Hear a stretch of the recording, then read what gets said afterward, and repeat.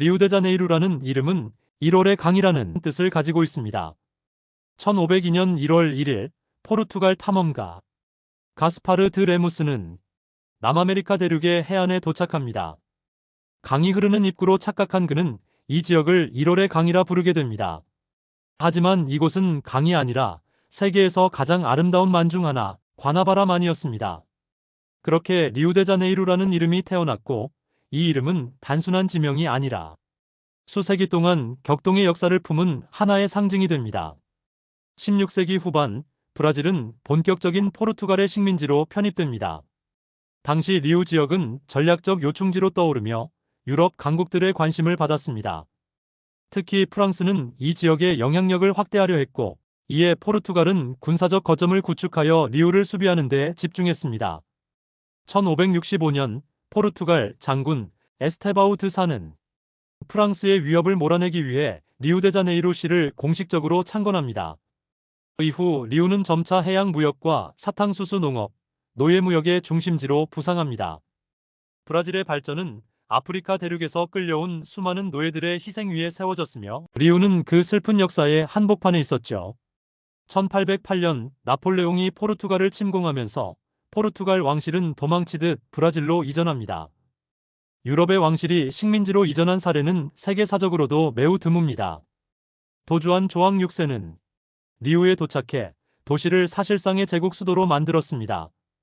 이 사건은 리우의 역사에서 결정적인 전환점이었습니다. 도시에는 궁전, 도서관, 극장 등 유럽식 문화 인프라가 생겨나기 시작했고, 당시 리우는 세계에서 가장 이질적인 도시 중 하나가 됩니다. 한쪽에서는 노예시장이 열리고 다른 한쪽에서는 유럽 귀족들이 오페라를 관람하던 기이한 도시 풍경. 이것이 리우의 두 얼굴이었습니다. 1822년 포르투갈 왕실의 아들 페드루 1세는 브라질의 독립을 선언하며 초대 황제가 됩니다. 브라질은 제국이라는 독특한 체제를 유지했으며 리우는 계속해서 정치, 경제, 문화의 중심지였습니다. 하지만 1889년 군부 쿠데타를 통해 브라질은 공화국으로 전환되고 황제는 폐위됩니다. 리우는 여전히 수도로 남았지만 귀족 중심의 도시에서 시민 중심의 도시로 정체성을 서서히 바꾸게 됩니다.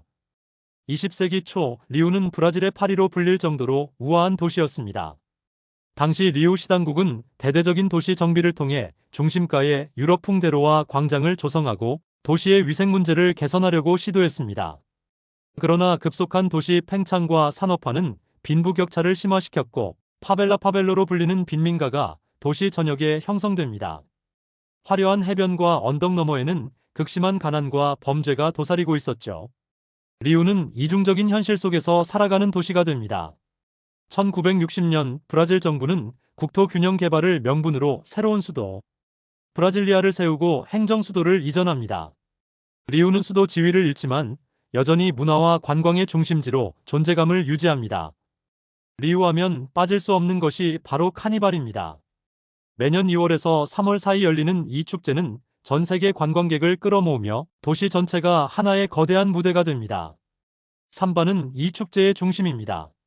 삼바 학교는 1년 내내 춤과 의상, 음악을 준비하고 퍼레이드는 예술과 경쟁, 공동체의 자부심이 한데 어우러진 대규모 문화 퍼포먼스가 됩니다. 이는 브라질 문화의 정수이자 식민지 시절 아프리카계 민중들의 저항과 생존이 녹아든 역사적 유산이기도 합니다. 카니발은 단순한 볼거리 이상의 의미를 지닙니다. 정치적인 풍자, 사회적 목소리, 성소수자의 표현의 자유까지 다양한 층위의 메시지가 이 축제 안에 녹아 있습니다. 혼돈 속의 질서, 자유 속의 규율.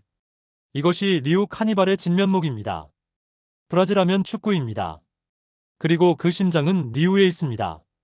마라카낭 스타디움은 1950년 FIFA 월드컵을 위해 세워졌으며 당시 결승전에서 브라질이 우루과이에 패하며 마라카낭의 비극이라는 아픈 역사도 만들어졌습니다. 이후 수차례의 월드컵과 올림픽, 코파 아메리카 등 굵직한 스포츠 이벤트가 이곳에서 열렸고 펠레, 지쿠, 호나우두 등 전설적인 선수들이 이 스타디움에서 환호받았습니다. 축구는 단순한 스포츠가 아니라 브라질의 민족 정체성 그 자체이며 리우는 그 심장입니다. 리우는 세계에서 가장 아름다운 도시 중 하나이지만 동시에 가장 위험한 도시 중 하나이기도 합니다. 도시 전역에 산재한 파벨라는 국가의 빈약한 복지 정책과 부정부패의 결과물이었습니다.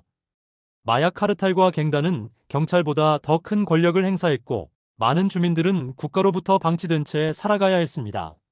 그러나 아이러니하게도 이 절망의 공간에서 위대한 예술과 문화가 태어났습니다. 파벨라의 벽화, 힙합, 브라질식 펑크인 펑케 등은 세계적인 문화 콘텐츠로 주목받고 있습니다. 리우는 고통과 창조가 공존하는 도시입니다. 리우를 대표하는 또 하나의 상징은 구세주 그리스도상입니다. 코르코바도 산 위에 우뚝 솟은 이 거대한 석상은 1931년 완공되었으며 가톨릭 국가로서 브라질의 정체성을 상징하는 랜드마크가 되었습니다. 팔을 벌리고 도시를 감싸는 그 모습은 리우의 복잡한 역사와 사람들의 삶을 관조하듯 바라보는 형상입니다. 신의 정원이라 불리는 이 도시에서 사람들은 여전히 믿음과 희망을 찾아 나아갑니다. 오늘날 리우데자네이루는 브라질 제2의 도시이자 남미에서 가장 유명한 관광지 중 하나입니다. 코파카바나와 이파네마 해변은 세계 각국의 여행객을 끌어들이며 음악, 미술, 건축 등 다양한 분야에서 창조적 에너지가 폭발합니다. 하지만 여전히 리우는 해결해야 할 문제가 산적한 도시입니다. 빈부격차, 치안, 부정부패, 환경 문제 등은 이 도시의 미래를 가로막는 장애물입니다. 2016년 리우 올림픽은 도시의 얼굴을 바꾸는 계기가 되었지만 장밋빛 유산만 남기지는 못했습니다. 그럼에도 불구하고 리우는 멈추지 않습니다. 삼바의 리듬처럼 때로는 격렬하게, 때로는 유연하게 이 도시는 변화하고 진화합니다. 겉으로는 찬란한 해변과 관광지로 보일 수 있지만 그 이면에는 수백 년간 이어져 온 생존, 저항, 그리고 창조의 서사가 흐르고 있습니다. 지식클럽 세계의 도시, 다음 편도 기대해 주세요.